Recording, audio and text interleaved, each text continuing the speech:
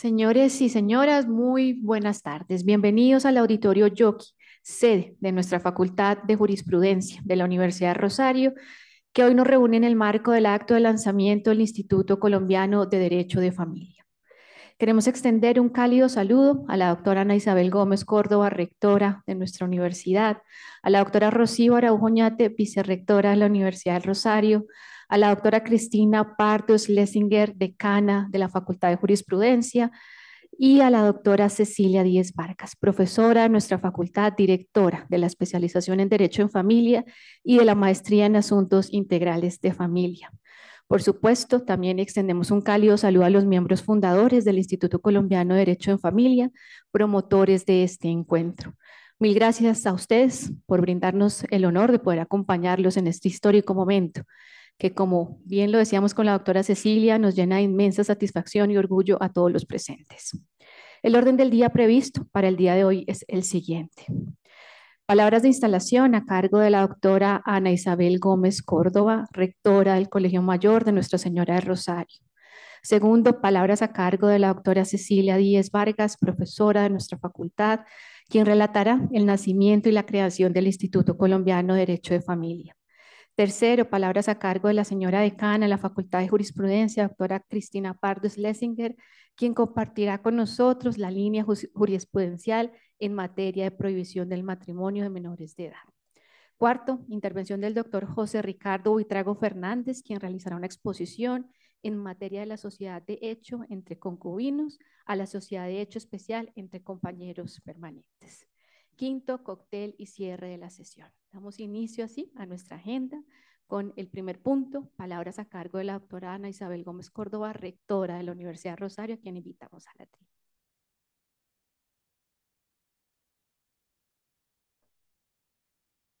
Muy buenas tardes a todos. Me alegra mucho ver este salón lleno, porque además es un tema que tiene la mayor relevancia y nos convoca a todos de distintas disciplinas. Desde su fundación en 1653, el Colegio Mayor de Nuestra Señora del Rosario ha sido un centro de eventos y de acontecimientos para nuestra República. Aquí se han gestado importantes movimientos históricos que han contribuido al país de manera decisiva y definitiva y han fomentado el avance social de Colombia. Hoy, una vez más, el Colegio Mayor de Nuestra Señora del Rosario sirve a la República al facilitar sus instalaciones para el lanzamiento del Instituto Colombiano de Derecho de Familia. Esta maravillosa idea nació de una rosarista de adopción y un rosarista de nacimiento, los doctores Cecilia Vargas y Mateo Vargas Pinzón, y vino a ser cristalizada con los otros 5 miembros fundadores, doctores María de los Ángeles Toro Arbeláez, Lina Patricia Rodríguez Rodríguez, Susana Gallón Guerrero, Jorge Parra Benítez y Elí Abel Torrado Torrado. En la Facultad de Jurisprudencia, las temáticas relacionadas con el derecho de familia tienen la mayor relevancia. Es así que contamos con la especialidad en Derecho de Familia, que tiene ya 10 promociones con 150 graduados, y la maestría de Derecho Integral de Familia, que en este año termina su primera cohorte. Todo esto respaldado por el liderazgo de la doctora Cecilia Díez Vargas.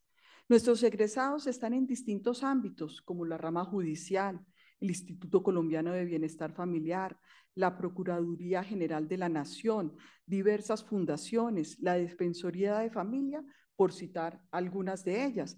Pero también tenemos muchos de nuestros egresados ejerciendo de manera independiente dentro de este ámbito del derecho. En los últimos años, el mundo ha sido testigo de la acelerada mutación de las dinámicas sociales y familiares, todas las cuales son abordadas y reguladas desde el derecho de familia. Así, por ejemplo, se han comenzado a tratar temáticas de la mayor relevancia entre nosotros, como lo son el derecho a morir dignamente, con su contenido, alcance y regulación, los debates sobre la reproducción asistida, el derecho de todas las personas de conformar una familia sin importar su origen, raza, religión, sexo o orientación sexual, la prohibición para que los menores de 18 años contraigan matrimonio y la composición y alcance de la familia de crianza, entre otros. Todos estos temas y muchos otros que no mencionaré en procura de la brevedad son de la más delicada naturaleza, precisamente porque tocan de manera directa con el ser humano y su nivel más íntimo y personal, Por eso deben ser abordados con el mismo nivel de delicadeza y de atención.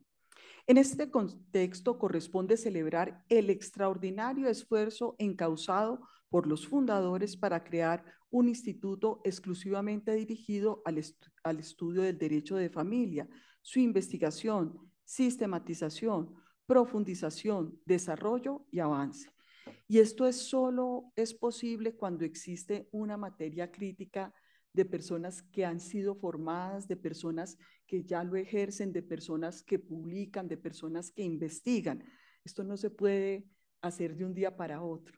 Ese es el mayor valor que estamos recogiendo hoy con su creación. Esta notable iniciativa ha probado ser de suma utilidad en otras ramas del derecho, por lo cual es de esperar que el resultado sea el mismo en el caso del derecho de familia. Y tanto más si se tiene en cuenta que la iniciativa de que aquí se trata se dirige no solo a abogados, sino que es una visión mucho más moderna, comprensiva de los alcances extrajurídicos de las temáticas que se regulan por el derecho de familia. También somos destinatarios todos quienes, sin ser abogados, de una u otra manera tratamos temáticas afines. En esas condiciones, la significativa amplitud del radio de acción del Instituto Colombiano de Derecho de Familia se presenta, además de sumamente positiva, como una provisoria garantía de que las diversas materias que regula el derecho de familia, especialmente las extrajurídicas, serán abordadas con la mayor sensibilidad. Por ello, desde ya se advierte la indudable utilidad de los insumos y documentos provenientes del instituto para la toma de decisiones judiciales, la academia y, sin duda, la organización y profundización en la práctica de tan importante rama del derecho. Como profesional de la medicina y ciencias de la salud en este colegio mayor, he tenido la oportunidad de participar en temáticas que atañen y que regula el derecho de familia, como son, por ejemplo, las relacionadas con la capacidad legal de las personas con discapacidad mayores de edad, o, por ejemplo, los derechos de niños, niñas y adolescentes y el derecho a morir dignamente. Incluso debo decirles que los programas de la Escuela de Medicina y Ciencias de la Salud en los aspectos de bioética y bioderecho ven transcurricularmente estas materias y que inclusive Cecilia en muchas oportunidades también nos ha ayudado a construir esos contenidos.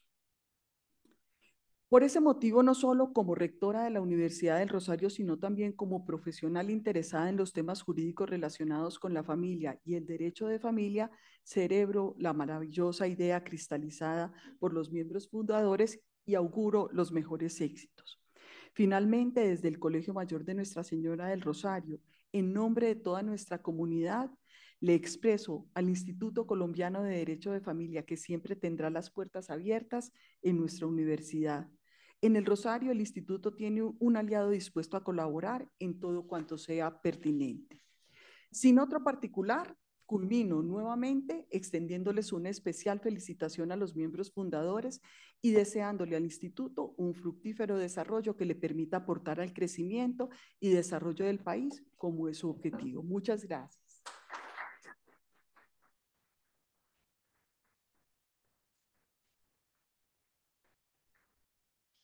Agradecemos a la señora rectora por sus palabras. Segundo, palabras de la doctora Cecilia Díez Vargas, profesora de nuestra Facultad de Jurisprudencia, donde además se desempeña como directora de la especialización en Derecho y Familia y de la maestría en Asuntos Integrales de Familia. Doctora Cecilia.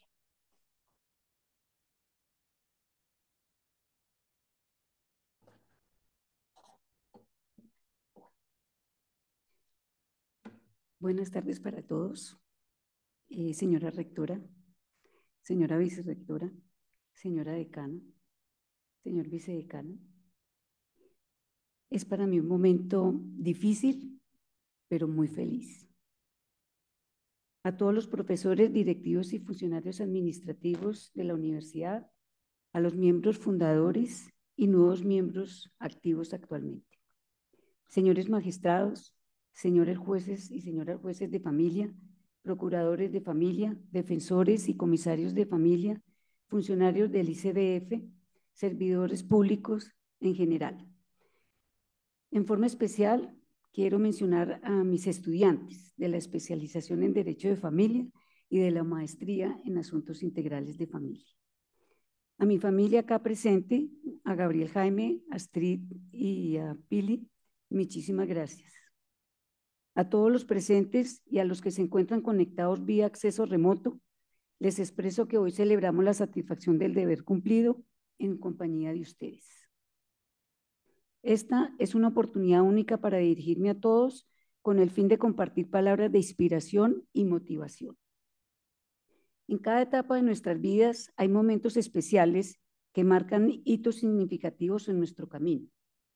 La creación del Instituto Colombiano de Derecho de Familia es uno de esos momentos, donde se celebra el arduo trabajo, el compromiso y la dedicación de un gran equipo para alcanzar el objetivo académico.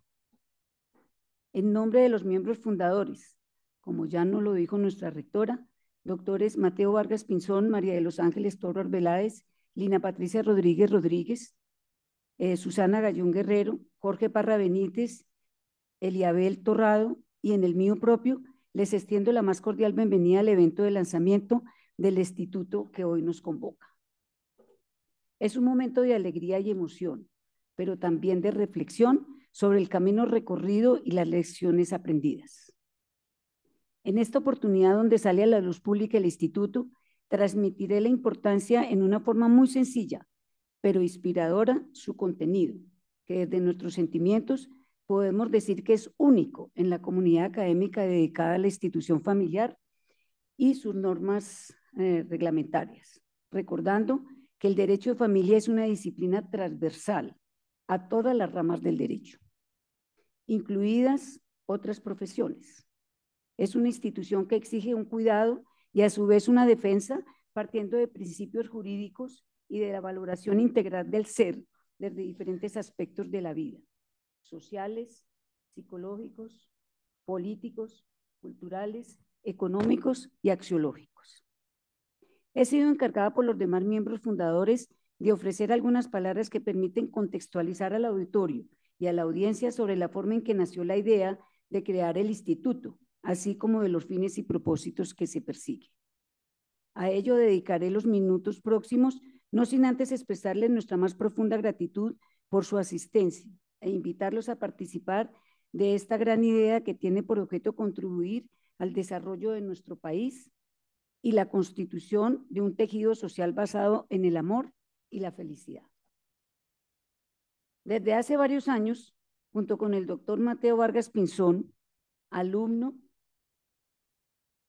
monitor, amigo y colega, veníamos discutiendo sobre la pertinencia y necesidad de crear un instituto dedicado al estudio, investigación, divulgación y perfeccionamiento del derecho de familia, así como aquellos aspectos jurídicos y económicos y de todo tipo que guardan relación con esa temática.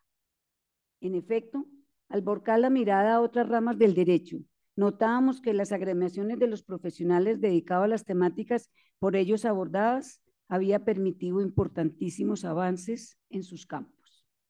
Tras madurar la idea, conversar con varios profesionales de otras ramas del derecho y de otras disciplinas necesarias para tomar decisiones en pro de la familia a nivel nacional e internacional, decidimos empezar a trabajar en el proyecto de estatutos de lo que sería el instituto. Cuando culminamos el borrador inicial, nos pusimos en contacto con varios académicos, profesores, tratadistas y litigantes expertos en el derecho de familia y socializamos con ellos la idea que habíamos venido construyendo Mateo y yo durante largo tiempo. Después de recibir una respuesta afirmativa de los otros 5 miembros fundadores, compartimos con ellos el primer borrador del proyecto de estatutos y los citamos para llevar a cabo la reunión fundacional.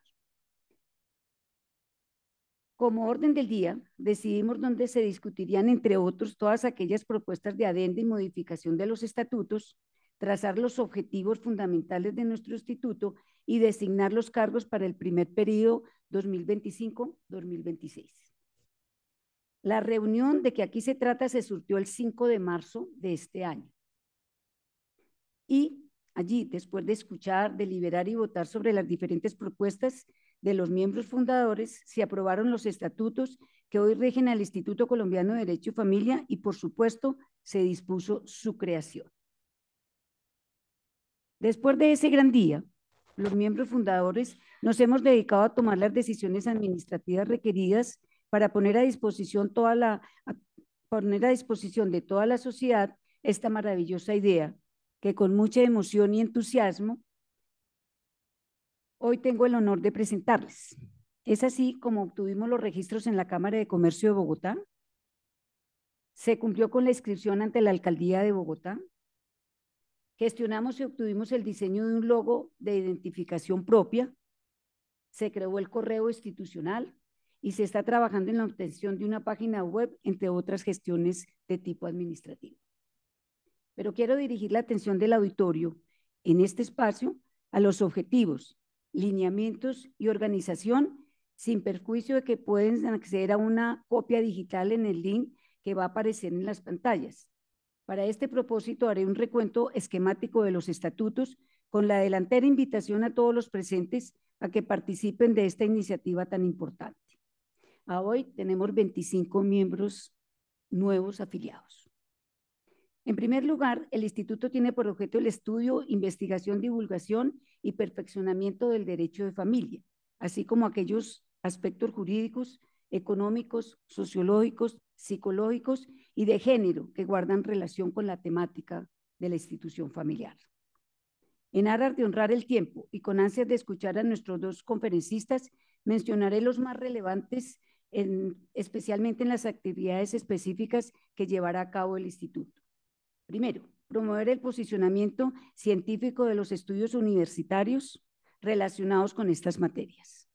Segundo, producir estudios de carácter general orientados al mejoramiento de la legislación y la jurisprudencia en materia del derecho de familia. Mantener relaciones con organizaciones similares del país y del exterior y participar en reuniones nacionales e internacionales que estudien las disciplinas relacionadas. Procurar el desarrollo de una conciencia sobre la importancia jurídica, especialmente sobre las normas relacionadas con todas las temáticas, tanto por parte de las autoridades judiciales como de las autoridades administrativas.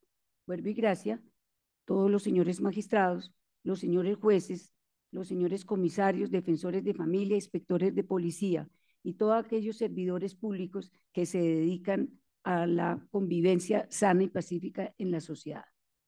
Propugnar el enaltecimiento de los patrones éticos en el desarrollo de las actividades relacionadas con la creación y aplicación de las leyes relativas a la familia, sus miembros, su integración, preservación y disolución.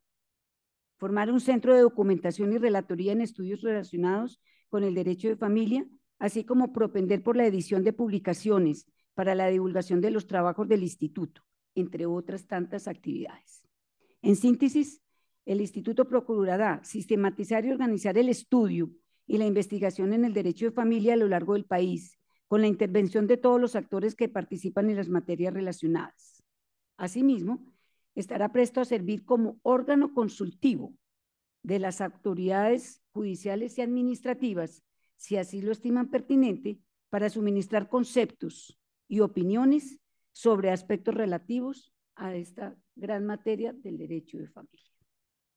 Con el propósito de cumplir las anteriores actividades y los anteriores objetivos, el Instituto Colombiano de Derecho de Familia abre sus puertas no solo a los abogados, sino para todas aquellas personas y profesionales cuya actividad esté relacionada con los estudios del derecho de familia y cuyo título haya sido otorgado por una universidad nacional o extranjera, debidamente reconocida según la ley, siempre que demuestren interés por las áreas que constituyen el objeto del instituto y sean aceptados por el Consejo Directivo. Durante este primer año de existencia, cualquier persona que cumpla con las anteriores características y así lo acredite, puede solicitar su admisión y vincularse como miembro del instituto.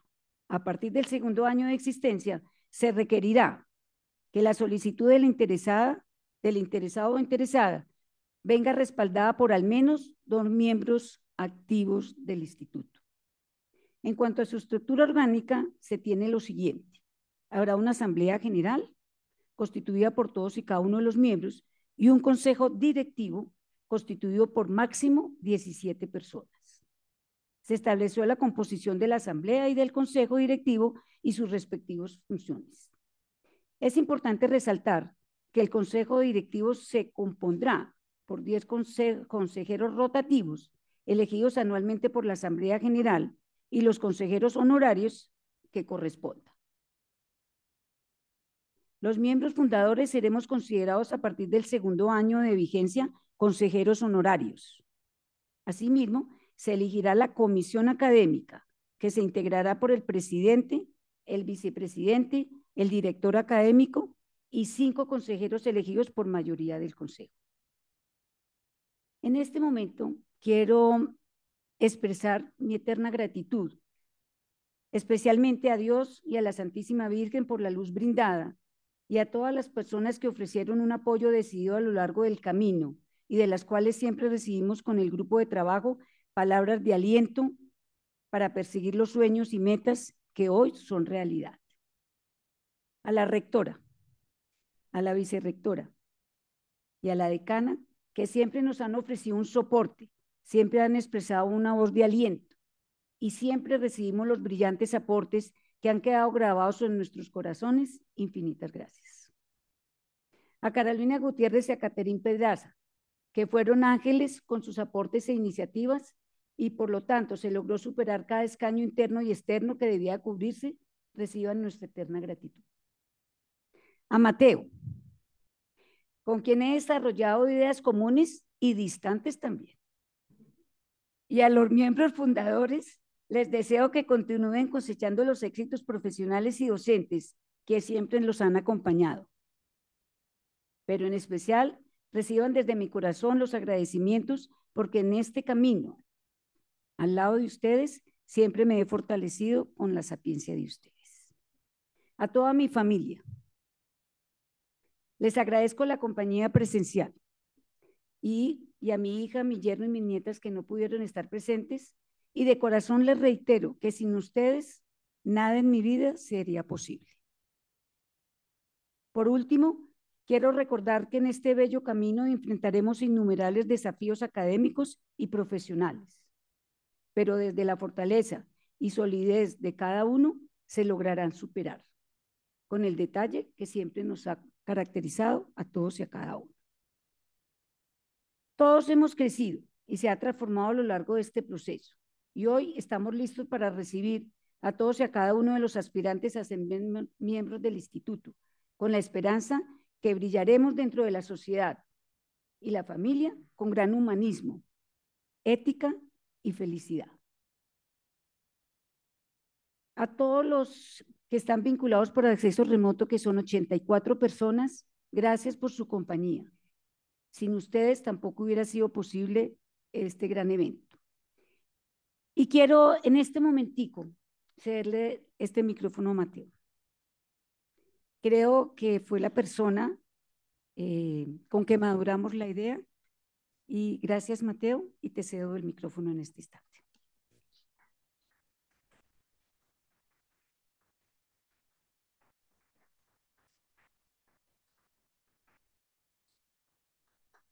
Bueno, muchas gracias, doctora, y gracias a todos. Un poco inesperado e improvisado lo que viene a continuación. Así que, pues lo primero, adherir a las palabras de nuestra miembro fundadora, la doctora Cecilita. Agradecer infinitamente a mi casa, el Colegio Mayor de Nuestra Señora del Rosario, por abrir nuestras puertas de manera tan deferente al instituto. Estamos convencidos, señora rectora, como usted lo mencionó, que seremos grandes aliados y construiremos grandes cosas juntos. Únicamente para seguir la línea que ha expresado la doctora Cecilita, presentar, que eso no se ha hecho, el consejo directivo de este año, cómo quedó constituido, por proposición de la miembro fundadora, doctora María de los Ángeles Toro, que fue aceptada unánimemente, ¿sí? Contamos con una presidenta honoraria que es mi gran amiga, la maestra doctora Cecilia Díez Vargas. Ella será la presidenta honoraria del instituto y para el periodo 2025-2026 Será presidente el doctor Eliabel Torrado Torrado. Como vicepresidente y directora académica será la doctora Cecilia Díez Vargas y como tesorero fungiré el suscrito.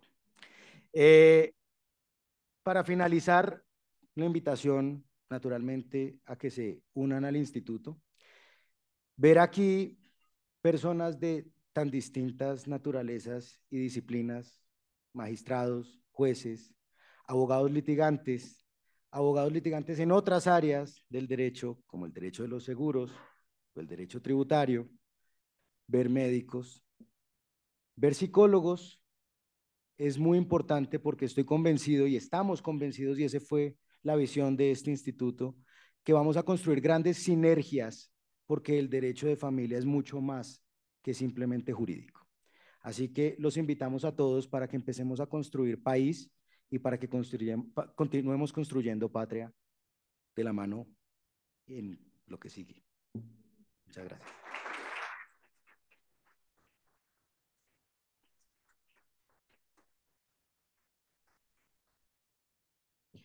Doctora Cecilia, muchas gracias por sus siempre cálidas palabras y a Mateo, bienvenido a esta tu casa. Esperamos verte muchas veces más aquí.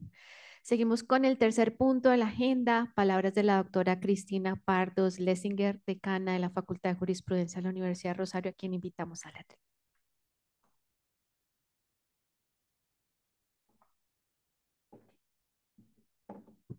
Buenas tardes para todos y para todas. Muchas gracias por la invitación a dirigirles a ustedes estas palabras. Señora rectora, señora vicerrectora, doctora Cecilia, doctor Mateo, todos los miembros fundadores del Instituto Colombiano de Derecho de Familia, mis más sinceras felicitaciones. Me pidió la doctora Cecilia que expusiera algún tema que fuera del interés de ustedes y he traído un resumen de la sentencia C-039 de 5 de febrero de 2025, de la cual fui magistrada ponente. Es una sentencia extensa que traté de resumir, pero no sé si los voy a cansar un poco porque es una sentencia muy larga. Mis disculpas. Es la sentencia sobre la edad para contraer matrimonio, sobre digamos, la inexequibilidad del matrimonio entre menores de 18 años, del matrimonio y de la unión libre.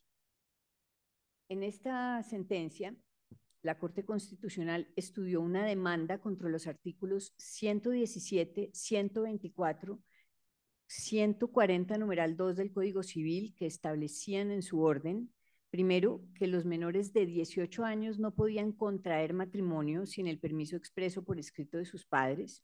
Segundo, que el que no habiendo cumplido la edad de 18 años se casare sin el consentimiento de un ascendiente, estando obligado a obtenerlo, podría ser desheredado por todos los ascendientes. Y tercero, que el matrimonio sería nulo, entre otros casos, cuando se hubiere contraído entre un varón menor de 14 años y una mujer menor de 14, o cuando cualquiera de los dos fuera respectivamente menor de aquella edad. Aquí la referencia a los 14 años era la parte parcialmente demandada. También se demandó parcialmente el artículo 53 de la Ley 1306 de 2009, en el apartado que dice que la edad mínima para contraer matrimonio se mantiene en 14 años, tanto para los varones como para las mujeres. Aquí también la expresión 14 años era la parte parcialmente demandada en constitucionalidad.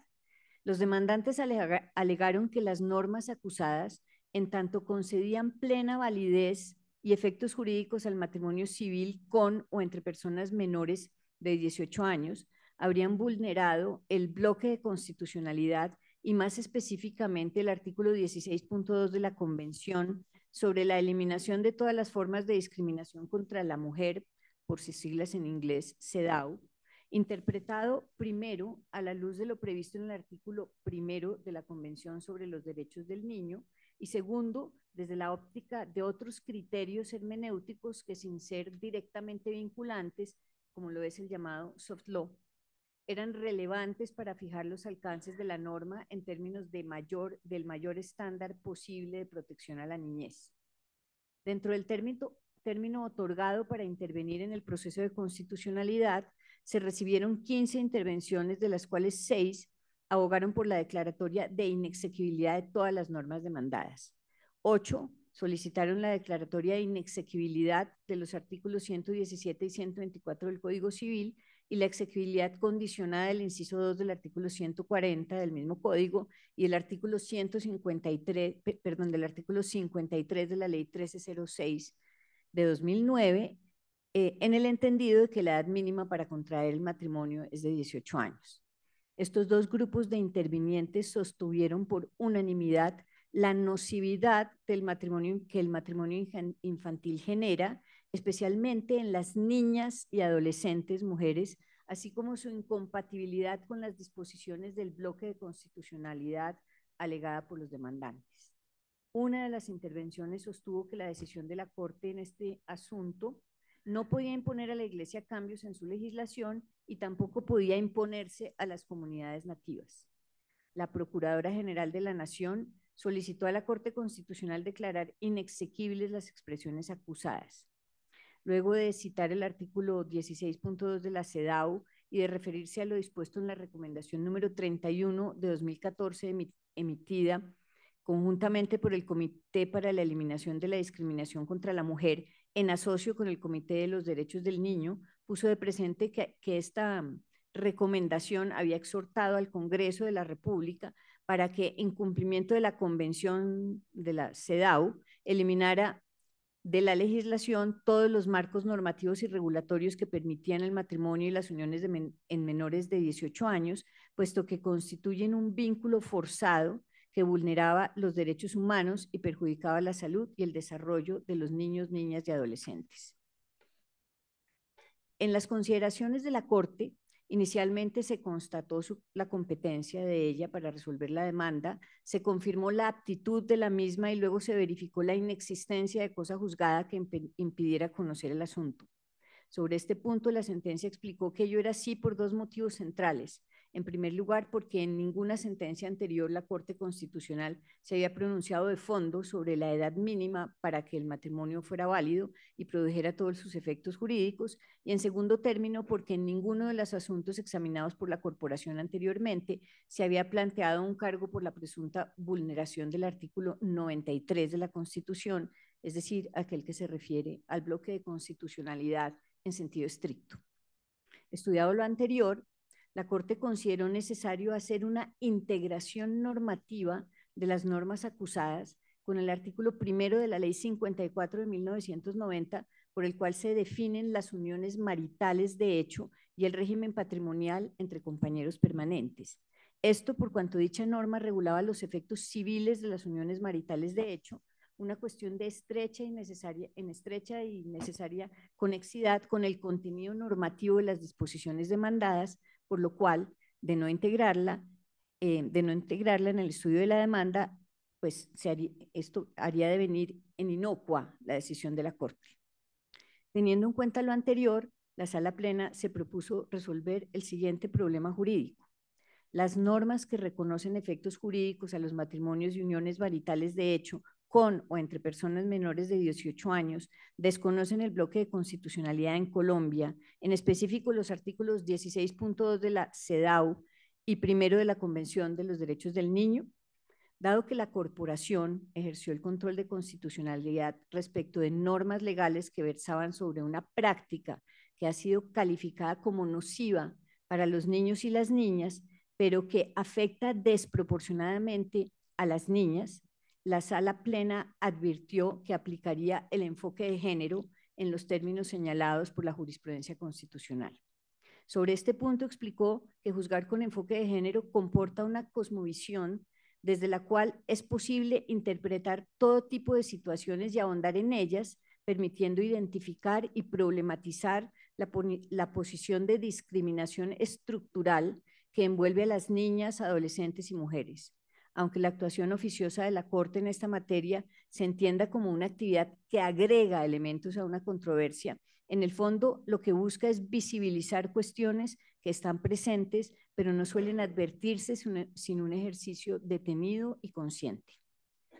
Con el fin de resolver el problema jurídico, la Sala Plena reiteró su jurisprudencia sobre el bloque de constitucionalidad en sentido estricto, a que se refiere el artículo 93 superior. Posteriormente, dentro de las consideraciones vertidas por la Corte para adoptar la decisión, las más relevantes son las que resumiré enseguida. La sentencia trajo a colación en primer lugar el artículo 16.2 de la CEDAW, el cual es del siguiente tenor. No tendrán ningún efecto jurídico los esponsales y el matrimonio de niños y se adoptarán todas las medidas necesarias, incluso de carácter legislativo, para fijar una edad mínima para la celebración del matrimonio y hacer obligatoria la inscripción del matrimonio en un registro oficial. Respecto a esta disposición, la Corte resaltó que no dice nada o guarda silencio acerca de cuál debe ser la edad mínima para contraer matrimonio, pues se refiere a la expresión niños sin precisar cuál es el rango de edades que cubre este concepto. No obstante, considero que tal y como lo proponía la demanda, el artículo 16.2 de la CEDAW debía ser leído bajo el foco de lo dispuesto en la Convención sobre Derechos del Niño, así como a partir de criterios hermenéuticos desarrollados por los órganos de vigilancia o interpretación de los tratados internacionales que pues son criterios que sin ser directamente vinculantes son relevantes para fijar los alcances de las normas. El artículo 1 de la Convención sobre los Derechos del Niño reza así: para los efectos de la presente convención se entiende por niño todo ser humano menor de 18 años de edad, salvo que en virtud de la ley que le sea aplicable haya alcanzado antes la mayoría de edad. Con todo, que la expresión niños incluida en el artículo 16.2 deba ser entendida como referida a las personas menores de 18 años, no se sigue únicamente de la literalidad del artículo 1 de la Convención de los Derechos del Niño. También se deriva de la interpretación a partir de criterios hermenéuticos del denominado soft law, que han calificado el matrimonio con o entre personas menores de 18 años como prácticas forzadas de carácter nocivo. Las prácticas nocivas han sido definidas como aquellas que se fundan en la discriminación por razón de sexo, género y edad, entre otras cosas, y a menudo se han justificado invocando costumbres y valores socioculturales y religiosos, además de concepciones erróneas relacionadas con algunos grupos desfavorecidos de mujeres y niños. En general, las prácticas nocivas suelen ir asociadas a graves formas de violencia o son en sí mismas una forma de violencia contra las mujeres y los niños. Si bien la naturaleza y prevalencia de las prácticas nocivas varía según la región y cultura, las más prevalentes y mejor documentadas son la mutilación genital femenina, el matrimonio infantil o forzoso, la poligamia, los delitos cometidos por motivos de honor y la violencia por causa de la dote. Enseguida, la sentencia ilustra cuáles son las principales razones de contexto por las cuales el matrimonio con o entre personas menores de 18 años ha sido caracterizado por los órganos de los tratados citados como una práctica nociva. Al respecto, indica que el impacto de las uniones tempranas en las que uno o ambos de los contrayentes o compañeros permanentes sean menores de 18 años de edad afecta gravemente los derechos de las niñas y adolescentes e igualmente impacta los derechos de los niños y adolescentes varones. Según un estudio realizado por UNICEF en 2019, los adolescentes varones casados se ven obligados a asumir responsabilidades de adultos para las que tal vez no están preparados. El matrimonio precoz trae consigo la paternidad precoz y esto supone una presión adicional para mantener la familia, reduciendo las oportunidades de educación y de empleo. Por lo tanto, se trata de una práctica nociva para los menores de edad, independientemente de su sexo. Dicho esto, se hizo ver que en la práctica el fenómeno afecta desproporcionadamente a las niñas y adolescentes mujeres.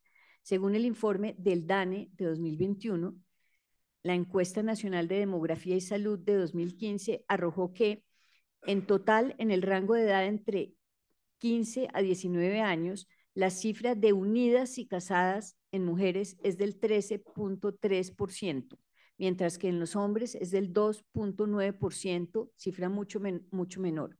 Por ello, dijo la Corte, aunque la cuestión del matrimonio y las uniones infantiles implican una práctica nociva para cualquier persona menor de edad, la afectación desproporcionada contra las niñas y adolescentes hacía necesario implementar en esa decisión el enfoque de género que se había anunciado y analizar con detalle las implicaciones que este fenómeno tiene para las mujeres menores de edad.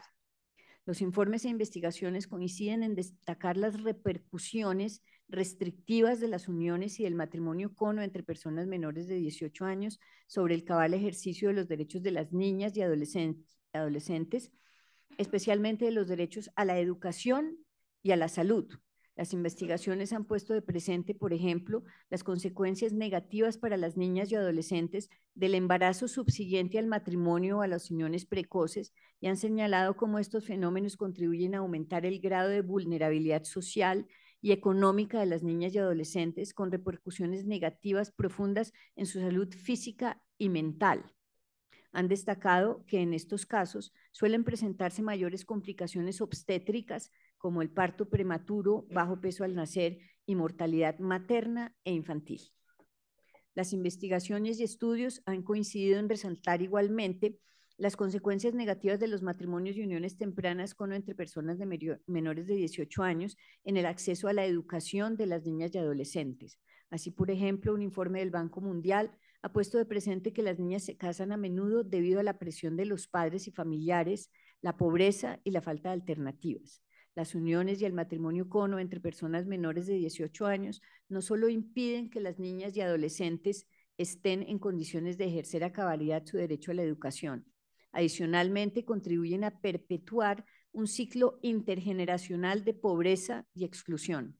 Lo anterior porque las niñas y adolescentes que contraen matrimonio antes de los 18 años o se encuentran en una unión temprana en esos rangos de edad, con mucha frecuencia ven truncadas sus posibilidades de continuar con la educación, lo que limita significativamente sus oportunidades de obtener empleos bien remunerados y de contribuir económicamente a sus hogares.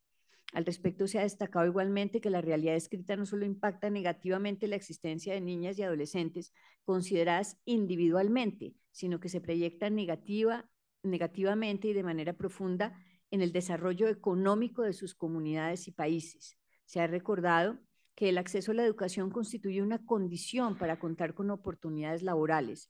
Si esta condición no se cumple, las niñas y adolescentes estarán condenadas a una vida de dependencia económica, perpetuando la pobreza en la nación en que nacieron y contribuyendo a la transmisión de esta a la siguiente generación. Si se consideraba el contexto descrito, con el cual concordaban prácticamente todas las intervenciones y también el concepto, la vista fiscal, es decir, el concepto de la señora procuradora, era comprensible que la Recomendación General 31, expedida por el Comité de la CEDAW, tanto como la Observación 18, emitida por el Comité de los Derechos del Niño, coincidieran en que el matrimonio infantil debe considerarse como una forma de matrimonio forzado a la luz del derecho internacional de los derechos humanos y catalogarse como una práctica nociva. Esta calificación ha sido refrendada por organizaciones internacionales y se encuentra reflejada en numerosos documentos, observaciones y declaraciones internacionales que, si bien no son vinculantes, constituyen criterios hermenéuticos relevantes. También se trajo a colación la sentencia también trajo a colación la sentencia el contenido de la opinión consultiva OC 17-2002, en que la Corte Interamericana de Derechos Humanos abordó la definición de niño, para efectos de lo cual acudió a instrumentos internacionales vinculantes como la Convención sobre los Derechos del Niño e igualmente instrumentos de derecho internacional no vinculantes, es decir, de soft law, como las reglas de Beijing, las reglas de Tokio y las directrices de Riad. En aquella oportunidad, la Corte de San José analizó las diferencias existentes entre uno y otro instrumento y precisó lo siguiente: tomando en cuenta la normativa internacional y el criterio sustentado por la Corte, en otros casos, se entiende por niño a toda persona que no ha cumplido 18 años. En relación con Colombia, la Corte explicó que las investigaciones han señalado que el país ocupa el puesto número 20 a nivel mundial en cuanto al número de niñas casadas o en uniones antes de cumplir los 15 años. Si se compara la situación con los países latinoamericanos y del Caribe, Colombia ocupa el puesto 11 en adolescentes casadas o en unión antes de cumplir 18 años. Según la Encuesta Nacional de Demografía y Salud de 2015, las uniones informales, que a menudo no se registran, son la forma más común de unión, lo que hace difícil medir con precisión su extensión. A pesar de los esfuerzos significativos, el porcentaje de personas que entran en uniones entre los 15 y 18 años no ha visto una disminución sustancial en los últimos 38 años. La Corte recordó que el informe efectuado por UNICEF sobre Colombia dejó claro que los departamentos de Bichada, Amazonas, Chocó, Guajira y Caquetá que experimenta altas tasas de pobreza multidimensional, también exhiben la mayor prevalencia del matrimonio con o entre personas menores de 18 años y las uniones tempranas entre niñas de 10 a 14 años. En 2018, aproximadamente 340.083 niñas y adolescentes estaban en situación de matrimonio infantil o uniones tempranas o habían estado en ellas. A pesar de la escala significativa de este problema, sigue siendo en gran medida no reconocido y normalizado dentro de la sociedad colombiana. Sobre los pronunciamientos anteriores de la Corte Constitucional relacionados con el asunto del matrimonio infantil, la sentencia hizo ver que ellos coincidían con el estándar de mayor protección posible de la niñez. Insistió en que la Corte Constitucional no había efectuado un pronunciamiento expreso sobre la edad mínima del matrimonio, toda vez que en la sentencia C-507-2004 la corporación fue clara al advertir que su decisión no estaba relacionada con establecer cuál era la edad adecuada para contraer matrimonio y más bien destacó la importancia de enmarcar la temática en la libertad de fundar una familia. Con todo, subrayó asimismo el imperativo de garantizar la prevalencia del interés superior de los niños, niñas y adolescentes, entendida como la caracterización jurídica específica a favor de este grupo vulnerable de la población. En esa medida, la corporación instó a cumplir con el deber de salvaguardar la capacidad y madurez de los contrayentes, como lo había exigido antes en la sentencia C-344 del 1993. Igualmente, la sentencia que vengo exponiendo recordó que la Corte ha advertido que, dados los alcances del contrato matrimonial, debe impedirse que los menores de edad, por su inexperiencia, incurran en errores que pueden arruinar sus vidas. En este punto, la Corte recordó que la jurisprudencia constitucional se ha pronunciado sobre el libre desarrollo de la personalidad y en esa misma vía ha reconocido que aún las personas menores de 18 años, incluso aquellas menores de 14, están en condición de expresar su consentimiento en muchos aspectos de su existencia. No obstante, la propia Corte Constitucional también ha precisado que la extensión con que se realiza en la práctica este derecho fundamental debería fijarse de conformidad con el contexto en el que se aplique y ha llamado la atención sobre la necesidad de garantizar la expresión libre y sin constreñimiento alguno del consentimiento informado. Sostuvo entonces que, tratándose de la práctica del matrimonio con o entre personas menores de 18 años, esta práctica genera comúnmente asimetrías de poder y desproporciones a tal punto negativas que terminan por limitar excesivamente los derechos fundamentales de las niñas y adolescentes, si se tiene en cuenta que el matrimonio con o entre personas menores de 18 años no solo tiende a reproducir patrones discriminatorios, ciclos de pobreza y pérdida de interés de las redes de apoyo, sino que termina por afectar de manera muy negativa la posibilidad de que las niñas y adolescentes estén en condición de ejercer cabalmente sus derechos. Así las cosas, el derecho de los menores a ser debidamente escuchados presupone claramente que los niños, niñas y adolescentes cuenten con los medios y las oportunidades para formarse una opinión informada e ilustrada, así como con los canales apropiados para expresar esa opinión. Recordó entonces la Corte que, como lo había analizado líneas hacia atrás, existen factores que contribuyen a la celebración del matrimonio con o entre personas de menores de 18 años. Entre los más relevantes pueden mencionarse, de una parte, la pobreza y la desigualdad, que afectan negativa y predominantemente a las niñas y adolescentes, y de otra parte, la idea culturalmente aceptada de que esta práctica nociva podía estar en condiciones de proteger a este grupo especialmente vulnerable de la población y a su descendencia.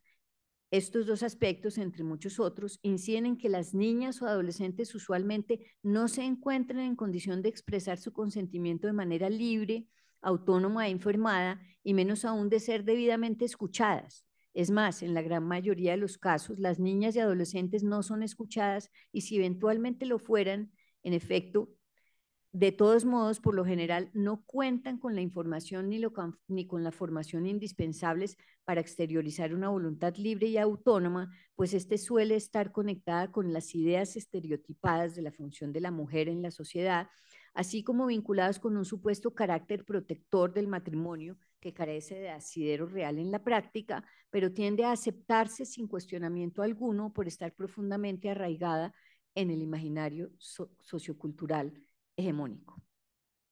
Lo expuesto permitía concluir que existía suficiente evidencia empírica acerca de que las uniones y matrimonios con o entre personas menores de 18 años suelen vulnerar los derechos de las niñas y adolescentes como consecuencia de construcciones sociales en torno al género que se han perpetuado por la discriminación y la desigualdad, así como la permisividad de la ley y la no armonización de la normativa con los estándares internacionales de mayor protección posible a la niñez e instrumentos vinculantes de esta misma índole. En consecuencia, la Sala concluyó que las normas acusadas desconocían el mandato del artículo 93 de la Constitución Política en relación con los artículos 16.2 de la CEDAW y primero de la Convención sobre los Derechos del Niño. Finalmente, la corporación señaló que las normas objeto de reproche no solo vulneraban el artículo 16.2 de la CEDAW, sino también el estándar de mayor protección de los derechos de los niños y niñas. De este modo, incumplían los siguientes mandatos: A, la protección contra la discriminación; B, la atención al interés superior de la niñez y al principio pro infans; C, la defensa del derecho a la vida, supervivencia y desarrollo; D, el derecho de la niñez a ser escuchada y a expresar su consentimiento informado y autónomo en asuntos judiciales o administrativos que afectan su vida y la posibilidad de acceder al ejercicio cabal de sus derechos fundamentales.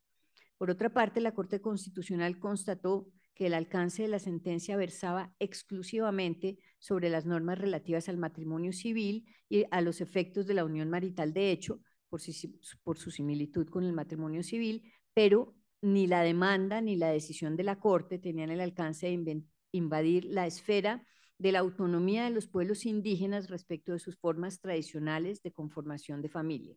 Sin embargo, habida cuenta de que el acervo probatorio demostraba que las uniones tempranas son una práctica nociva para los niños y especialmente para las niñas y adolescentes, la Corte consideró que esta era una oportunidad para iniciar un diálogo intercultural que permitiera avanzar en la defensa de los derechos de las niñas y niños, y en ese sentido identificó la necesidad de adelantar campañas de promoción y divulgación de las consideraciones de la sentencia en las zonas con mayor incidencia de estas prácticas y en particular con las comunidades étnicas. Con fundamento en ello, decidió declarar inexequibles los artículos 117 y 124 del Código Civil. Condicionalmente exequibles el numeral segundo del artículo 140 del Código Civil, en el entendido de que es nulo el matrimonio contraído con o entre personas menores de 18 años.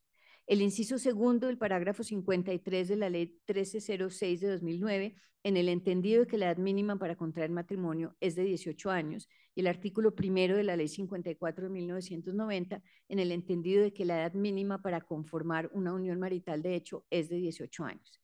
Decidió también exhortar a las autoridades administrativas del orden nacional y territorial para que en el ejercicio de sus competencias constitucionales, legales como reglamentarias y de conformidad con lo señalado en la sentencia, diseñaran políticas públicas dirigidas a prevenir y erradicar el flagelo de las uniones y matrimonios precoces, de modo que se brinde a las niñas y adolescentes alternativas pedagógicas para formarse un juicio ilustrado y poder decidir de manera libre y autónoma, así como herramientas para fortalecer sus derechos y su participación activa en la sociedad, la economía y el deporte, así como a superar los estereotipos y supuestos en que se fundamenta la aceptación social del matrimonio infantil.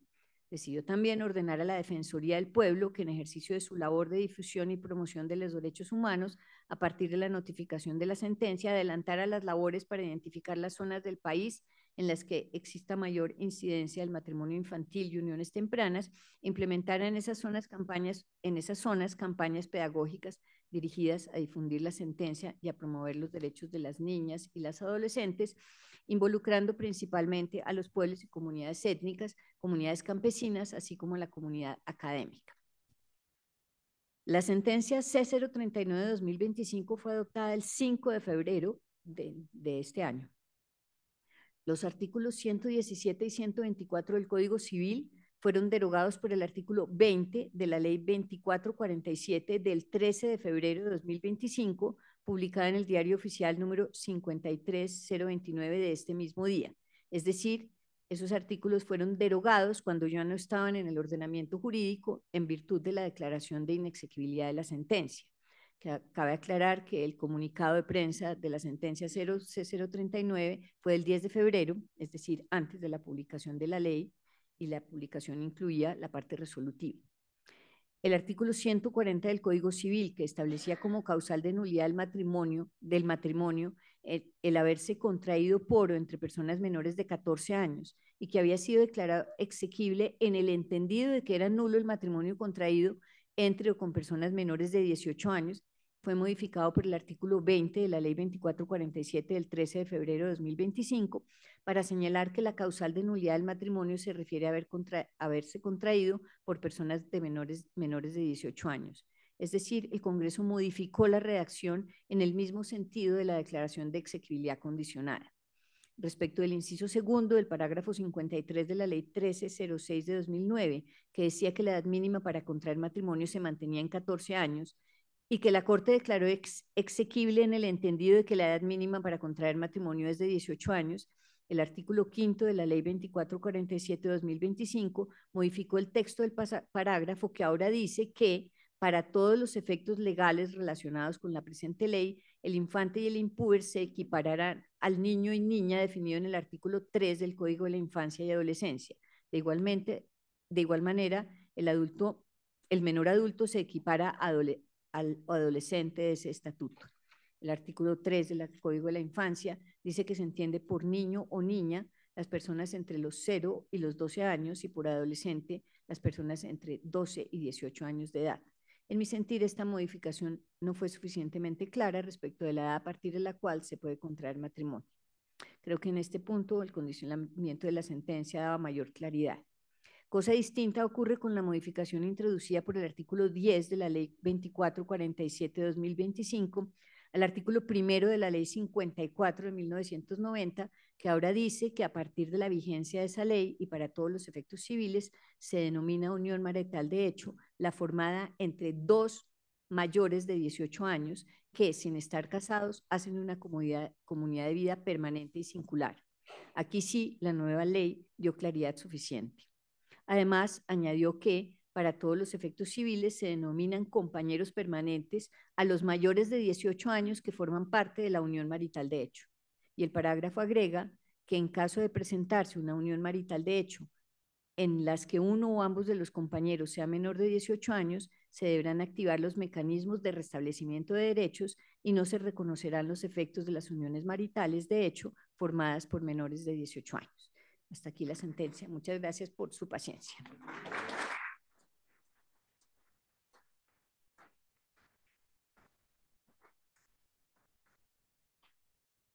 Agradecemos a la decana por su enriquecedora intervención y continuamos con el cuarto punto de la agenda.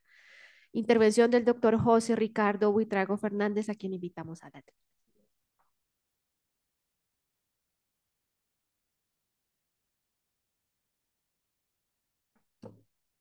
Bueno, buenas tardes a todos y todas. Señora.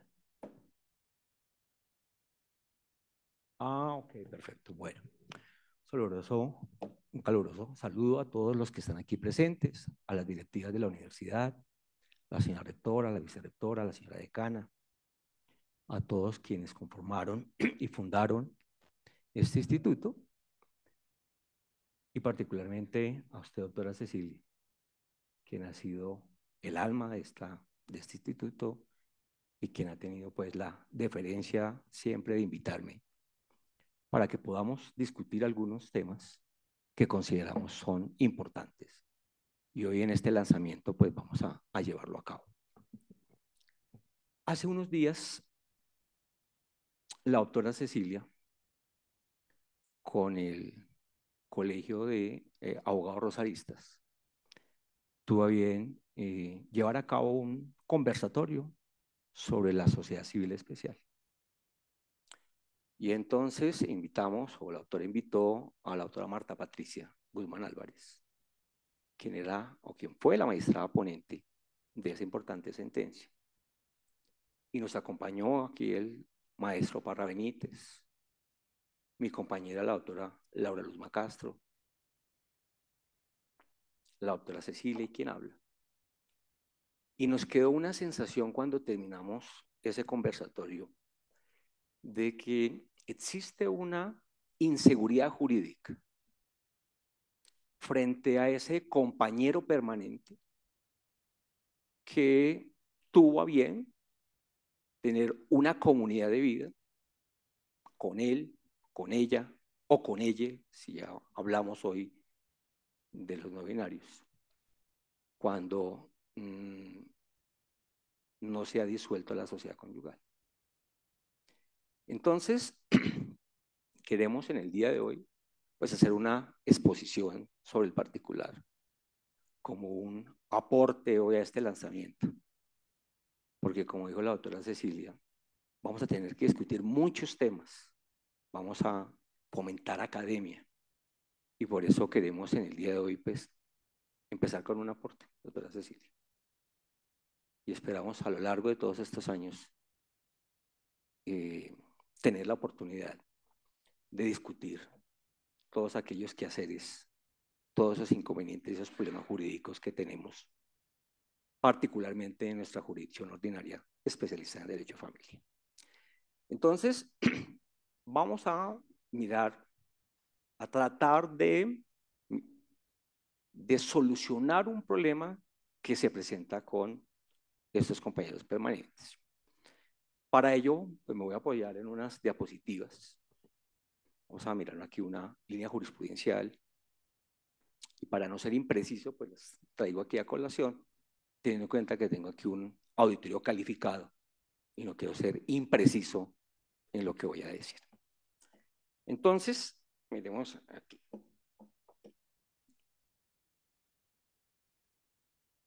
Bueno, digamos que para comenzar, recordemos que el pasado 28 de diciembre nosotros celebramos el aniversario número 34 de las uniones maritales de hecho y de las sociedades patrimoniales. Legalizamos, si se me permite el término, a esos denominados concubinos. Pero advertimos un inconveniente desde un comienzo,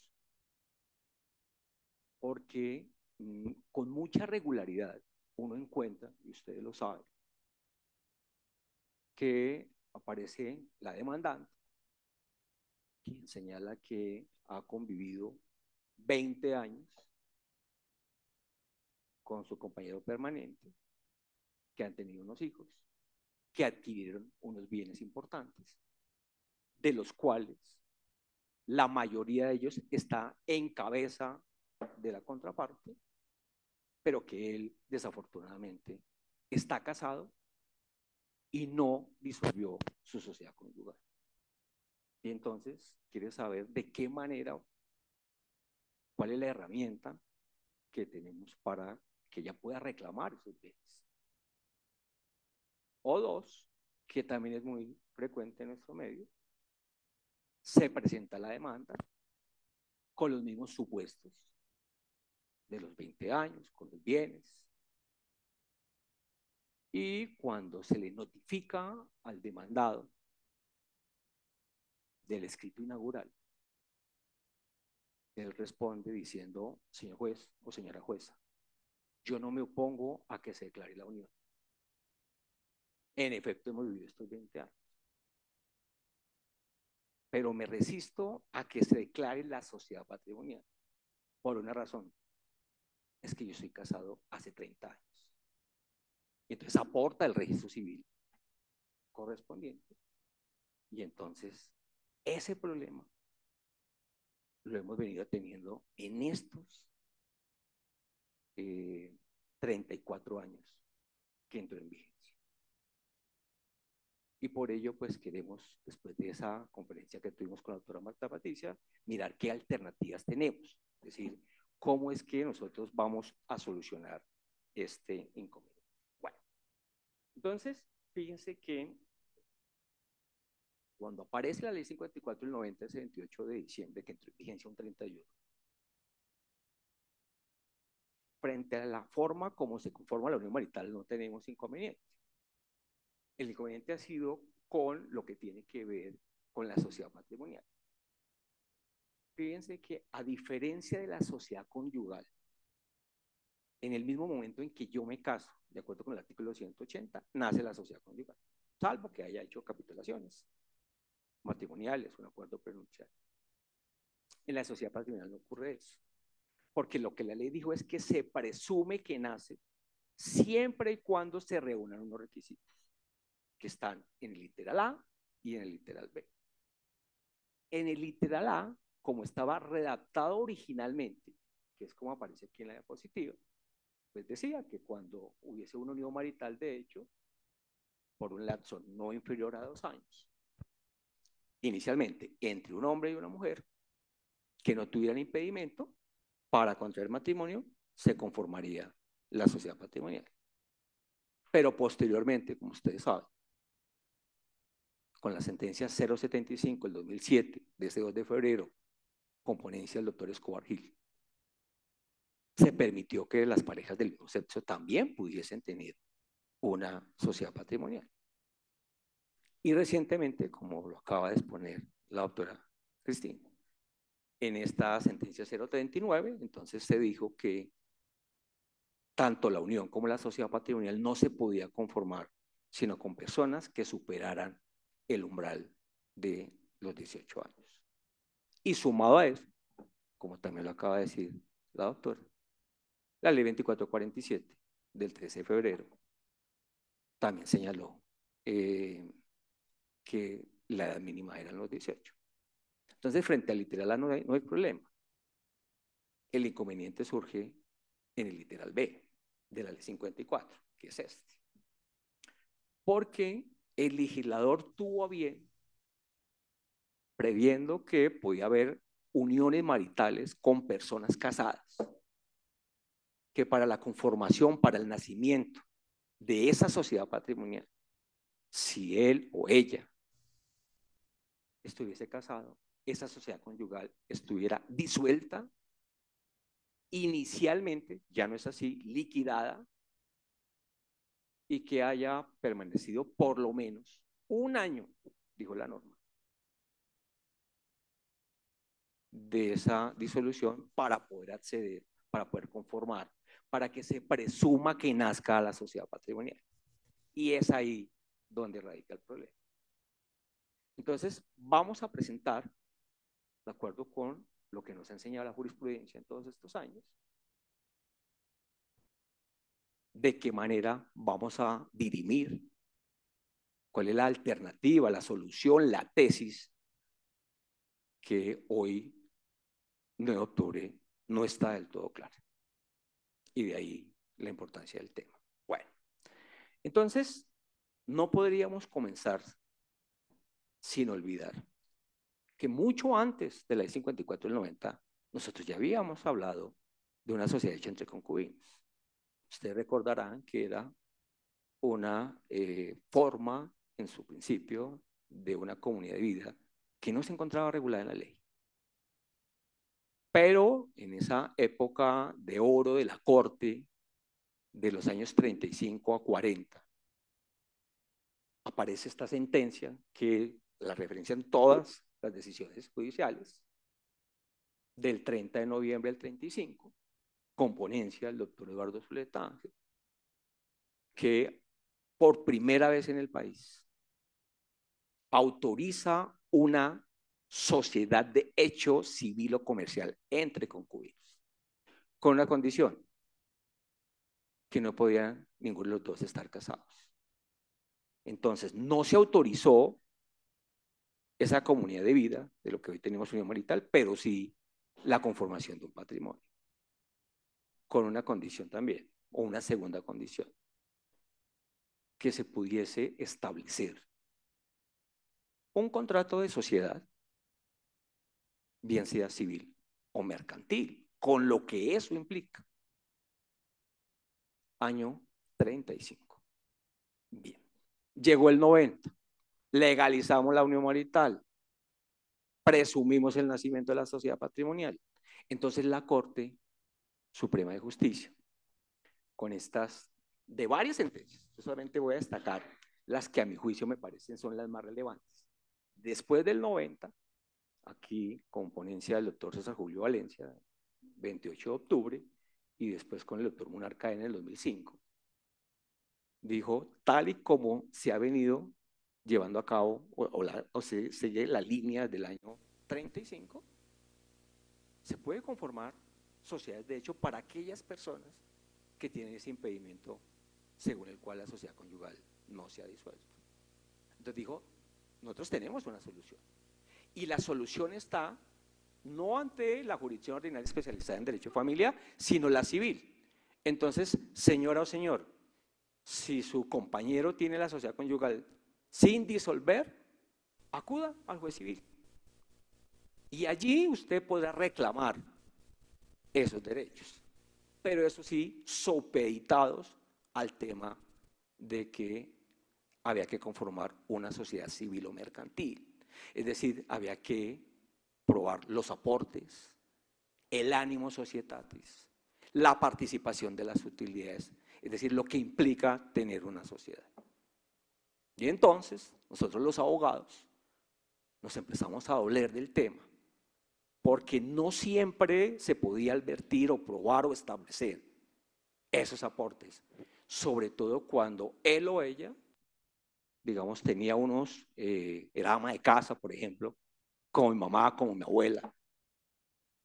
Entonces sus aportes simplemente partían desde el punto de vista de lo que eran sus quehaceres domésticos. Y entonces empezamos a tener serios problemas allá en la jurisdicción ordinaria especializada en derecho civil. Bien. Pero como vamos evolucionando, como la Corte va de todas maneras poniéndose a tono con la realidad social, entonces empiezan a aparecer aquí unas decisiones muy importantes. La primera, el doctor Tolosa Villabona, en ese 22 de junio, que tengo presente el 22 de junio porque es el día más importante del año, es el Día del Abogado. Entonces, el 22 de junio del 2016, con ponencia del doctor Tolosa. Posteriormente, con la del doctor Haroldo Quirós, que es hasta aquí, 22, 27 y 19, y después con la 3463. Entonces la Corte dijo, claro que los aportes de el trabajo doméstico también se deben tener en cuenta. Y entonces, en uno de los apartes de estas decisiones, me refiero sobre todo al 27 y 19, dijo, para ser más exactos, a juicio de la Corte, el trabajo doméstico y afectivo de uno de los compañeros, su dedicación a las labores del hogar, cooperación y ayuda en las labores del otro, constituyen per se un valioso e importante aporte susceptible de valoración, la demostración inequívoca del ánimo societatis y de la comunidad singular de bienes, salvo por el contrario. Eso significa ni más ni menos que con esas nuevas decisiones de la Corte, ante la jurisdicción ordinaria especializada en derecho civil, se puede solicitar, se puede reclamar ya una sociedad entre compañeros permanentes cuando encontremos un impedimento como se desprende del literal B del artículo 2 de la ley 54. Eso significa entonces que una primera solución, una primera tendencia para dirimir ese conflicto es acudamos ante el juez civil. Bien, y así veníamos. Esa es la primera respuesta. Bueno. Posteriormente, a lo largo de todos estos años, después del 90, la Corte de manera inequívoca, en eso no ha habido ningún cambio, ha venido sosteniendo durante muchos años que de acuerdo con la normatividad, con el ordenamiento jurídico nuestro, no es posible, no es aceptable, no se puede permitir la coexistencia de sociedades universales. Es decir, ninguno de nosotros podría llegar a tener una sociedad conyugal y una sociedad patrimonial de manera concomitante, de manera simultánea. Y en eso, digamos, se ha mantenido el elemento jurisprudencial. Son muchas las decisiones que hablan sobre ese particular. Y tengo que comenzar con la línea, con la sentencia, que es sin lugar a dudas, esta es la primera, la del doctor Silvio Fernando del año 2000, donde se hace un estudio pormenorizado, primero, de los elementos estructurales de la unión marital de hecho, de qué se necesita, qué se requiere para aclarar la unión, sobre todo en un punto que siempre lo hemos discutido, la singularidad. Entonces ahí se dijo, por cada uno de nosotros solamente se puede tener un compañero permanente. No permitimos ni que haya esposa y compañero o compañera permanente de manera simultánea, ni dos compañeros ni compañeras al mismo tiempo. En lo laboral es distinto, en temas de seguridad social, como ustedes lo saben. Pero nosotros, en nuestra especialidad, la Corte ha insistido que eso no es posible. Y entonces, después del año 2000, de esta sentencia del doctor Trejos Buenos, pues la línea se ha mantenido durante todos estos años, como ustedes lo pueden observar en estas decisiones acá. Y sumado a ello, la Corte Constitucional hizo su aporte respectivo con dos sentencias muy conocidas de nosotros, que es esta 700 del 2013 del doctor Alberto Rojas Ríos, que declaró la inexequibilidad de la expresión liquidadas, del literal B, artículo 2, ley 54, y se dijo ahí, en Colombia no se pueden tener dos sociedades universales. Y más adelante, en el 2016, en la ley 196, la del doctor Vargas Silva, en donde se declara la inexequibilidad de la expresión de un año, la Corte nuevamente ratifica la constitucional, no la suprema. En Colombia no se autoriza dos sociedades universales. Bien. Llegó el año 2021. Y entonces en el año 2021, ¿qué ocurrió? Lo siguiente. Cuando llegamos de las vacaciones judiciales en ese enero, nos encontramos que 3 decisiones en un solo mes, que es la 3, la 6 y la 7, que aparecen ahí en la diapositiva.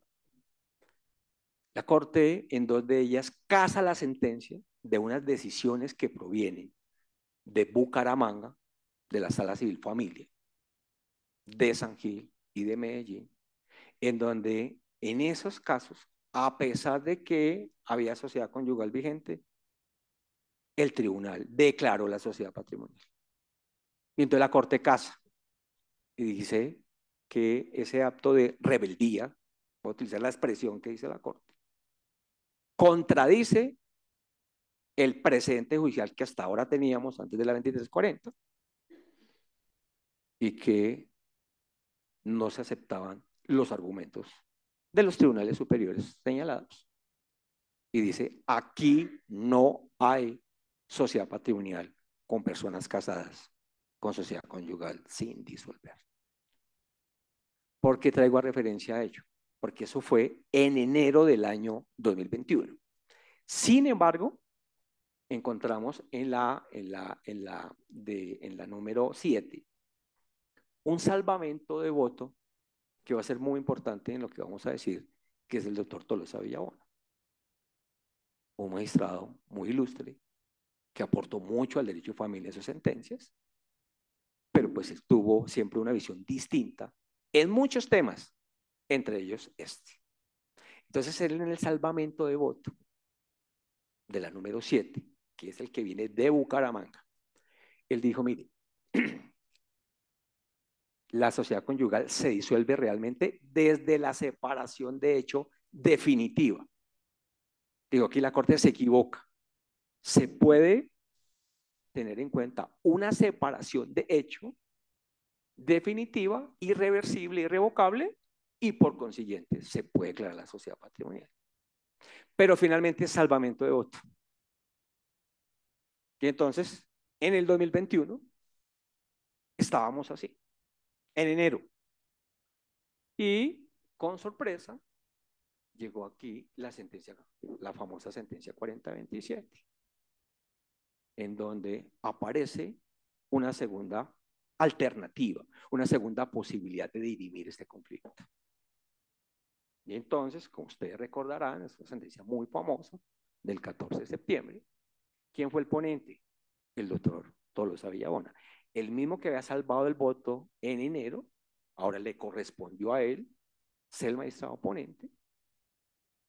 Y entonces, ahí, en una sentencia muy discutida, donde el problema jurídico no era precisamente el de una separación de hechos, sino usted recuerda que era de una simulación, entonces él trae a colación la posibilidad de que se pueda disolver de manera automática o de hecho o de facto la sociedad conyugal cuando se advierta o se presente una separación superior a 2 años. Y esa sentencia cambia el panorama, ya todos los abogados empiezan a hacer la reclamación respectiva, los tribunales, pues realmente en nuestro país no aceptaron la tesis. En Bogotá, con la excepción de la doctora Lucía Josefina Herrera, que ella comulga con la tesis de la separación automática, pues hubo una resistencia en el país. Aún así, en ese mismo año, en el 2021, con el doctor Roldo Wilson, se ratifica la misma. Aquí, en el 2024, viene la 2429, que también, con algunos salvamentos de voto, se insiste en esa separación automática y aparece el 18 de diciembre una sentencia a la cual obviamente sí vamos a detenernos, porque ella la que hace es consolidar, fundamentar, argumentar de una mejor forma la tesis de la separación automática de la sociedad conyugal, que es precisamente esta que tenemos acá. Entonces, esa sentencia para nosotros es muy importante. Estamos hablando del 18 de diciembre. Y entonces, miremos la tesis. ¿Qué dice la Corte con los reparos que vamos a ver ahorita? Dijo, mire, nosotros tenemos un problema hace mucho rato. Es que aquí hay una omisión legislativa. Aquí hay un vacío, una laguna, una anomia de la manera como quedó regulada la separación de cuerpos en nuestro país en el año 92 con la ley 25. Porque a juicio de la corporación, ustedes saben que una de las causales de divorcio es la separación de hecho judicial, la separación de cuerpos, perdón, judicial o de hecho, como causal, que es la que está en el artículo 8, con sus 2 sentencias. Y la posibilidad que tenemos todos nosotros de separarnos de cuerpos, que eso está en el artículo 165. Lo que no se mencionó, lo que no se dijo, lo que no se advirtió en esa modificación del legislador es que se pudiese disolver la sociedad conyugal a través de la separación de cuerpos, no solamente judicial, sino también de hecho. Y el artículo 1820, que como ustedes saben, están las causales de disolución de la sociedad conyugal, dice separación de cuerpos judicial, no está la de hecho. Entonces, ¿qué dijo la Corte? Que había que hacer una integración del derecho, que había que acudir a la analogía, lo que hemos aprendido del artículo 8 de la ley 153 de 1887, y traer, extrapolar, aplicar la misma separación de cuerpos, de hecho, que tenemos para el divorcio, para la disolución de la sociedad conyugal, a este artículo 165, y con ello podríamos dirimir este asunto. Y también, de la mano de la Constitución, se dijo, mire, tenemos otro problema grave con ello. Y es que si uno de los principios, de los valores fundamentales del preámbulo de la Constitución es la justicia, se cuestiona la Corte, dice, ¿qué justicia puede haber para un cónyuge que se separó de hecho y que muchos años después pretende reclamar algunos bienes de los cuales ni ha colaborado, ni ha contribuido, ni ha participado. Entonces dijo la Corte, esa no es forma de hacer justicia. Y como la realidad social ha demostrado que muchos matrimonios se separan de hecho, no disuelven la sociedad conyugal por las razones que sean, resulta injusto, desleal, dijo la Corte, que él viniese a reclamar esos bienes muchos años después. Y entonces, dijo, señor juez, cuando usted verifique de que hay una separación de cuerpos por más de 2 años, de hecho, usted puede disolver la sociedad conyugal. 3085 del 18 de diciembre del 2024. Pero aparecen unos salvamentos de voto muy importantes, sumado a unas aclaraciones. Aquí está el salvamento de voto, por ejemplo, de la doctora Marta Patricio, que dice, eso no se puede llevar a cabo de esa forma, porque advertimos varias falencias en la solución que se le da a la comunidad jurídica. Uno, si vamos a decir en un proceso de unión marital y de sociedad patrimonial que la sociedad conyugal se disolvió automáticamente, ¿en qué momento se le garantizó el derecho de defensa a la cónyuge? Si es que ella no hace parte del proceso. Es decir, a espaldas de él o de ella, el juez declaró la disolución y ella no se dio por enterada. Porque la sentencia no prevé, o no previó más bien, la posibilidad de poderla vincular, convocar como litis consorte. Y entonces ahí se advierte un primer problema. También se dijo en esos salvamentos de voto que tampoco se estableció un procedimiento. No se dijo de qué manera había que hacerlo. Si es dentro del mismo declarativo de la unión, dentro del declarativo de la sociedad patrimonial, o si lo íbamos a hacer en el liquidatorio. De eso, pues tampoco se hizo mención en la sentencia. Y con un agravante. Normalmente en la sociedad conyugal pueden haber acreedores. Y entonces aquí también terminan burlados los mismos porque no se citan, no se convocan. Y entonces se señala que de manera alguna esta puede ser una solución, de acuerdo con los salvamentos de voto, para la comunidad jurídica que tiene esos inconvenientes. Y así cerramos el año pasado. ¿Qué pasó cuando vinimos de vacaciones ahorita en el 2025? Empezamos a encontrar unas demandas de los compañeros, de los colegas, con esta, entre comillas, con esta perla. Ya como teníamos la 3085, que era la que estaba de moda, entonces dijo, señor juez, hágame el favor, declare el divorcio o la cesación de los efectos civiles y la sociedad conyugal declare disuelta desde hace 5, 6 años atrás por la separación. Y entonces empezamos a encontrar nosotros los jueces pues un problema de esa naturaleza que nos dejó esta sentencia 3085. Y que hasta ahora pues estamos tratando de dirimir a ver cuál es el alcance de esa decisión. Y estábamos estudiando eso, tratando de asimilar, de mirar cómo hacemos, cuando, oh sorpresa, aquí, es que acá, oh sorpresa, que el 22 de mayo del 2025 apareció otra tesis, otra alternativa, otra forma de procurar dirimir este conflicto. O sea, ya vamos por la tercera. Y que se conoce, como dice aquí la diapositiva, porque así fue lo que dijo la Corte, una sociedad especial entre compañeros permanentes.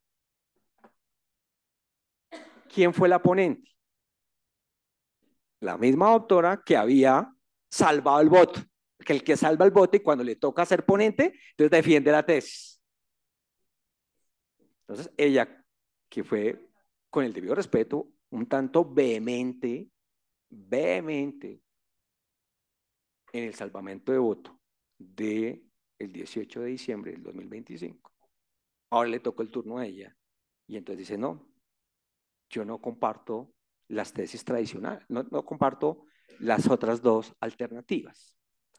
La primera, o sea, la sociedad de hecho dijo, no, eso no puede ser posible, porque tenemos una dificultad con el tema de los aportes. Y porque a juicio de la magistrada ponente, y tal y como nos lo explicó cuando la doctora Cecilia la invitó, eso es de una manera incentivar de manera negativa a ese cónyuge que ahora tiene compañera, que no quiso nunca disolver la sociedad conyugal para defraudar al otro compañero, para ocultarle los bienes. Dijo, la solución no puede ser esa, porque terminamos patrocinando a aquellos compañeros desleales que incluso ni siquiera le contaron a su compañera que eran casados, que es un detalle que uno pues a veces se le olvida decirle. ¿Sí? Uno a veces se le pasa y cuando nos venimos a dar cuenta en la contestación de la demanda, ya como se dice vulgarmente, ya entrado en gastos. Dijo, esa no es la solución, doctor. O sea, la solución tradicional de la sociedad de hecho, esa no puede ser. Como tampoco, dice ella, no puede ser la separación automática. Uno, por las razones de su salvamento de voto que ya dijimos acá. Y dos, por un tema muy discutible, y es que en esa 3085 no hubo consenso entre los 7 integrantes de la sala. Ustedes recordarán que en ese momento no habían sino 5, que la votación quedó 3-2 y que ante las diferencias que se presentaron entre ellos tuvieron que nombrar 2 conjueces. Uno de ellos, el doctor Hernando Herrera, miembro aquí de esta casa de estudios, para poder dirimir el asunto. Entonces dijo, doctor, esto no es, no se unificó la jurisprudencia. Y entonces dijo, esta no es la solución.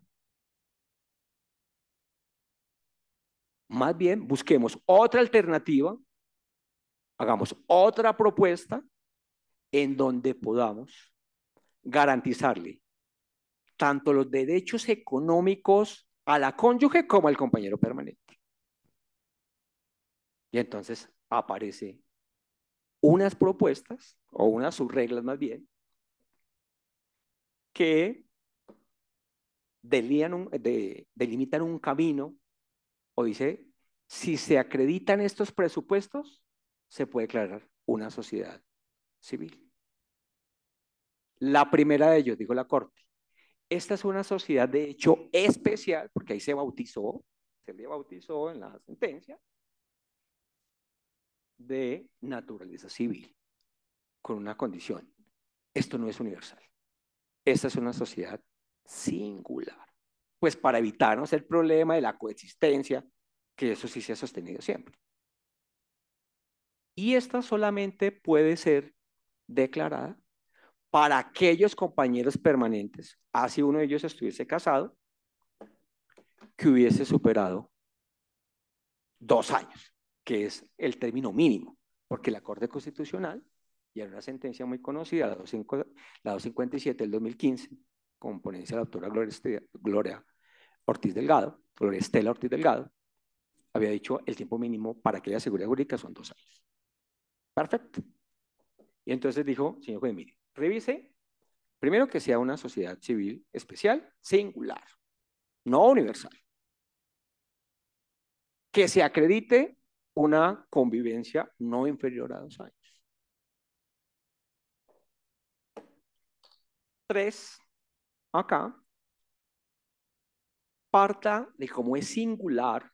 Entonces, usted mire revise cuáles son esos activos y esos pasivos que con el esfuerzo mancomunado de esos compañeros fueron los que se adquirieron durante la sociedad civil. O sea, toca mirar uno a uno, porque como no es universal.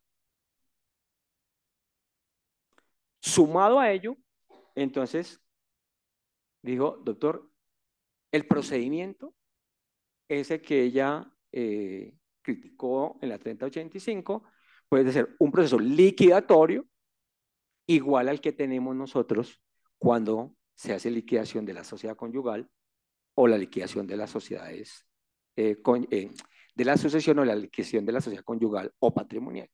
Ese es el procedimiento. Usted declare la unión, declare la sociedad civil, declare la disolución y entremos a liquidarla. ¿Bajo qué parámetros? El liquidatorio del 523. Bien. Y quiero indicarle que aquí la prueba indiciaria va a ser de la esencia de esta discusión.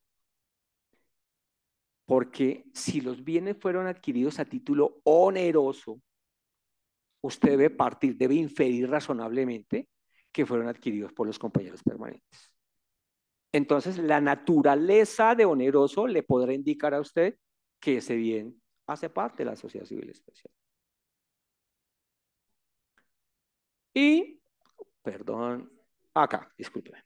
Y, ahora sí, citemos a la cónyuge. Permitamos que ella, o él, por supuesto, pueda entrar a discutir la naturaleza de sus bienes. Porque puede ser, como la sociedad conyugal está vigente, que ella ahora, en su calidad de litisconsorte obligatoria o necesaria, puede decir, señor juez, ese bien no lo consiguió en esa sociedad civil especial. Ese bien es el fruto, el producto del trabajo mío con mi esposo, que si bien es cierto, no me he separado, no me he divorciado, no he disuelto la sociedad conyugal, de todas maneras lo adquirimos fruto de ese esfuerzo. Y usted revisa, señor juez, si el bien es de la sociedad conyugal o de la sociedad civil especial. Esa será tarea suya. Bien.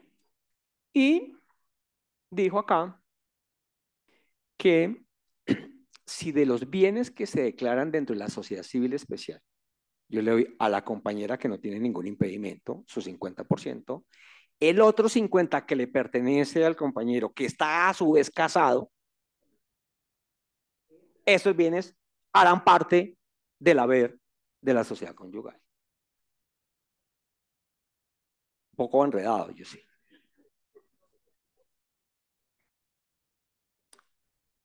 Y doctor, quiero decirle que el artículo 281 del Código Penal del Proceso le da a usted unas facultades extra y ultra petita. Así no se lo haya solicitado la parte actora, la parte demandante, usted lo puede hacer de oficio, puede fallar más allá, con todo lo que eso implica. Y entonces dijo a la comunidad jurídica, aquí tienen esta tercera solución. Como era de esperarse, pues vienen los salvamentos de voto.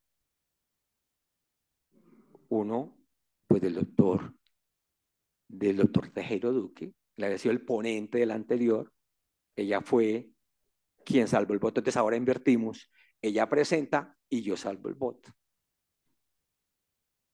Y el de la doctora tal vez, digamos, un poco duro, de la doctora Hilda González Neira, porque ahí se enrostraron varias cosas. La primera, dijo, aquí la Corte legisló. Aquí fue más allá de sus facultades atribuibles a la corporación. Aquí se creó una sociedad civil especial que no está en la ley. Y eso, de acuerdo con los salvamentos, no es una labor de la Corte, sino del legislador. Dos, dijo, aquí tampoco hay unificación jurisprudencial, porque resulta que aquí también eran 5 magistrados, aquí quedó a la inversa. 3 se pusieron, 2 estuvieron a favor. Ya empezaron perdiendo 3-2. Entonces se traen unos conjueces, entre ellos la doctora Laura, quien ha sido nuestra profesora y es decana, la doctora Laura García. Y entonces se alcanzó la mayoría, 4-3, y dijo, aquí tampoco puede haber o existir una jurisprudencia que realmente podamos decir se unificó la jurisprudencia. Y señaló, el darle facultades al juez, eso puede desconocerle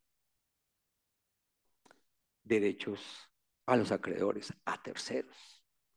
Como ellos no han sido convocados, entonces, en una de esas, el señor juez de familia puede hacerle nugatorio esos derechos a los acreedores y a terceros en general. Y finalmente dijo en esos salvamentos, de manera muy resumida, dijo, esto no es otra cosa que una sociedad civil que se lleva a cabo ante los señores jueces civiles. Simplemente que usted la trajo a familia, se le bautizó de especial, pero esto es lo mismo, con un agravante según los salvamentos de voto, que tal y como quedó contemplado, diseñado este nuevo modelo, a juicio de los disidentes, esto también es una sociedad universal. Es decir, que con ello tampoco se soluciona el problema. Y entonces, hoy viene el justiciable. Hoy viene el cliente, el usuario de la Administración de Justicia, para mirar cuál es la solución. Y entonces uno dice, pues estoy terminando de estudiarme la tercera, porque no alcancé a asimilar la 3085, estoy estable en la 1422, y realmente tenemos un tema en seguridad. Pero de todas maneras, solución hay que darle, porque eso no es culpa de la comunidad. Y nosotros somos los abogados, nosotros somos los dispensadores de justicia. Y entonces, en ese orden, hoy, en esta idea tan importante del lanzamiento, ¿qué tendría uno que decir? Pues que hay que, por ahora, asumir la solución tradicional, la que teníamos desde el año 35, y es, su merced, acuda ante el juez civil. Porque si yo me pongo a presentar una demanda pidiendo la separación automática, solicitando la sociedad civil especial, corro el riesgo que después de 3, 4, 5 años, si me va bien, entre primera y segunda instancia, me nieguen las pretensiones. Y a eso no nos podemos exponer. Hacemos un mal a nuestra comunidad. Y entonces, ese es, digamos, que el primer aporte que queremos hacer aquí al instituto, dejándole pues esas inquietudes y que pues terminemos de estudiar las sentencias a ver en qué quedamos. Mil gracias.